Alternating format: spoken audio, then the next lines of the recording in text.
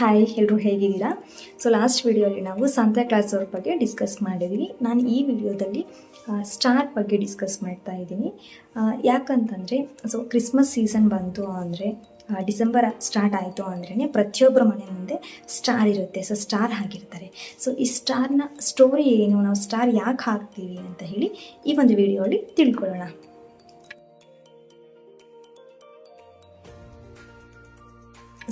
ಹೇರೋದ್ ರಾಜ ಅಂತ ಹೇಳಿ ಇರುತ್ತಾರೆ. ಹೇರೋದ್ ರಾಜನ ದಿನಗಳಲ್ಲಿ ಯೂದಾಯದ ಸೀಮೆಯ ಬೆತ್ಲೆಹೇಮಿನಲ್ಲಿ ಏಸು ಕ್ರಿಸ್ತು ಜನಿಸಿರ್ತಾರೆ. ಆ ಸಮಯದಲ್ಲಿ ಮೂಡಣ ದೇಶದಿಂದ ಅಂದರೆ ಈಸ್ಟಿಂದ ಜೋಯಿಸರು ಅಂದರೆ ಜ್ಞಾನಿಗಳು, ಆಸ್ಟ್ರಾಲಜಿಸ್ಟ್ಗಳು ಅಲ್ಲಿಗೆ ಜೆರುಸಲೇಮಿಗೆ ಬಂದು ಯಹೂದ್ಯರ ಅರಸನಾದವನು ಎಲ್ಲಿ ಹುಟ್ಟಿದ್ದಾನೆ, ಆತನನ್ನು ಸೂಚಿಸುವ ನಕ್ಷತ್ರವನ್ನು ನಾವು ಮೂರಣ್ಣ ದೇಶದಲ್ಲಿ ನೋಡಿದ್ವಿ ಅಂತ ಹೇಳಿ ಹೇಳ್ತಾರೆ. ಈ ಒಂದು ವಿಷಯ ಹೇರೋದ್ ರಾಜನ ಕಿವಿಗೆ ಬೀಳುತ್ತೆ. ಬಿದ್ದ ತಕ್ಷಣ ಹೇರೋದ್ ರಾಜ ಹಾಗೂ ಜೆರುಸಲೇಮಿನ ಎಲ್ಲ ಜನಗಳು ಸಹ ಆತಂಕಗೊಳ್ತಾರೆ.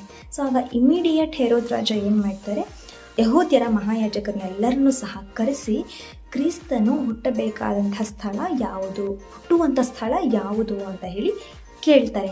ಕೇಳಿದಾಗ ಆಗ ಆ ಮಹಾಯಾಜಕರು ಹೇಳ್ತಾರೆ, ಇನ್ಯಾವುದು ಯುದಾಯದ ಬೆತ್ಲೆಹೇಮಿನಲ್ಲಿಯೇ ಅಂತ ಹೇಳಿ ಹೇಳಿದಾಗ ಆಗ ಸರಿ ಅಂತ ಹೇಳಿ ಯಾರಿಗೂ ಗೊತ್ತಿಲ್ಲದಿರೋ ಹಾಗೆ ಹೇರೋದ್ ರಾಜ ಆ ಮೂಡಣ ದೇಶದಿಂದ ಬಂದಿರುವಂಥ ಜ್ಞಾನಿಗಳೊಟ್ಟಿಗೆ ಆ ಮೂಡಣ ದೇಶದಲ್ಲಿ ಕಂಡಿರುವಂತಹ ನಕ್ಷತ್ರದ ಬಗ್ಗೆ ಕಂಪ್ಲೀಟ್ ಡೀಟೇಲ್ಸನ್ನು ತಿಳ್ಕೊಂಡು, ಸರಿ ನೀವು ಬೆತ್ಲೆಹೇಮ್ಗೆ ಹೊರಡಿ, ಹೋಗಿ ನೀವು ಕ್ರಿಸ್ತನನ್ನು ಅಂದರೆ ಆ ಮಗುವನ್ನು ನೋಡಿ ಮತ್ತೆ ಹಿಂತಿರುಗಿ ಬಂದು ಆ ಮಗು ಎಲ್ಲಿದೆ ಎಂಬುವಂಥ ಡೀಟೇಲ್ಸ್ ನನಗೂ ಕೂಡ ಹೇಳಿ, ನಾನು ಕೂಡ ಹೋಗಿ ಆ ಮಗುವಿಗೆ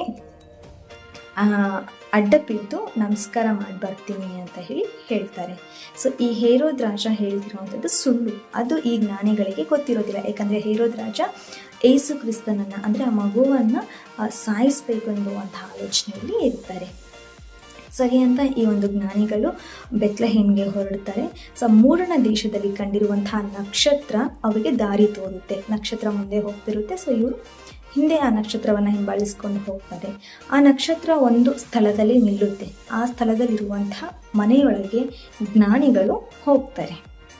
ಹೋದಾಗ ಅಲ್ಲಿ ಮಗುವಿನ ತಾಯಿಯಾದಂಥ ಮರಿಯಾಳ ಪಕ್ಕದಲ್ಲಿರುವಂಥ ಒಂದು ಕೂಸನ್ನು ಕಂಡು ಇವರು ಸಂತೋಷದಿಂದ ಸಾಷ್ಟಾಂಗ ನಮಸ್ಕಾರವನ್ನು ಮಾಡ್ತಾರೆ.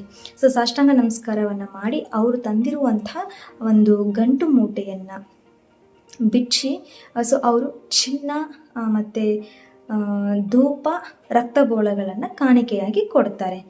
ಕೊಟ್ಟ ನಂತರ ಈ ಮೂವರು ಜ್ಞಾನಿಗಳಿಗೆ ದೇವರು ಕನಸಿನ ಮುಖಾಂತರವಾಗಿ ನೀವು ಮತ್ತೆ ಹೇರೋದ್ ರಾಜನ ಬಳಿಗೆ ಹೋಗಬೇಡಿ ಅಂತ ಹೇಳಿ ಅಪ್ಪಣೆಯನ್ನು ಕೊಡ್ತಾರೆ. ಆಗ ಈ ಜ್ಞಾನಿಗಳು ಸರಿ ಅಂತ ಹೇಳಿ ಅವರು ಬಂದಂಥ ದಾರಿಯಲ್ಲಿ ಅಲ್ಲದೆ ಮತ್ತೊಂದು ದಾರಿಯಲ್ಲಿ ಅವರವರ ದೇಶಗಳಿಗೆ ಅವರು ಹೊರಟು ಹೋಗ್ತಾರೆ. ಇದು ಒಂದು ನಕ್ಷತ್ರದ ಕಥೆ ಆಗಿದೆ.